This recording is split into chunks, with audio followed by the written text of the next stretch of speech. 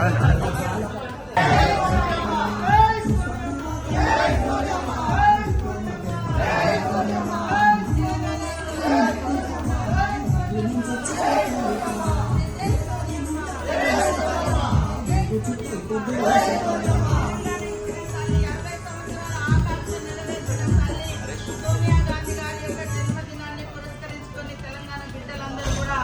రోజు ప్రజా ప్రభుత్వంలో మరి నిరుద్యోగ యువతకు ఉద్యోగాలు కానీ, అదే విధంగా ఉద్యోగులకు ప్రమోషన్స్, అదే విధంగా మరి రైతన్నుల ఇళ్లలో కూడా సంతోషం కోసము ఏకకాలంలో 2 లక్షల రుణమాఫీ, పేదింటి బిడ్డలందరూ కూడా ఉచితంగా బస్సు ప్రయాణం, ప్రతి పేదింటి బిడ్డ గుడిసెలో ఉన్నా కూడా వెలుతురును మరి స్వీకరించేందుకు ఉచితంగా 200 యూనిట్ల కరెంటు, అదే విధంగా పేదవాళ్ళందరూ కూడా ఆత్మగౌరవంతో మరి సెక్యూర్గా బతకాలని గృహ నిర్మాణాలు, ఇలా అనేక సంక్షేమ కార్యక్రమాలను మరి ఇందిరమ్మ రాజ్యంలో సోనియమ్మ ఆదేశాలనుసారము సీఎం రేవంత్ రెడ్డి గారి ప్రభుత్వము నిర్వహించడం జరుగుతూ ఉంది. 1 ఇయర్ అయిన సందర్భంగా అదే విధంగా ఈరోజు సోనియమ్మ బర్త్డే కూడా మరి ఘనంగా నిర్వహించుకుంటూ, తల్లి అంటే సోనియమ్మలాగా ఉండాలి, బిడ్డలకు ఇచ్చిన మాటను నిలబెట్టుకున్నటువంటి తల్లి, తెలంగాణ ఇస్తే ఆంధ్రలో పార్టీ అంతమైపోతుందని తెలిసినప్పటికీ కూడా ఇచ్చిన మాటను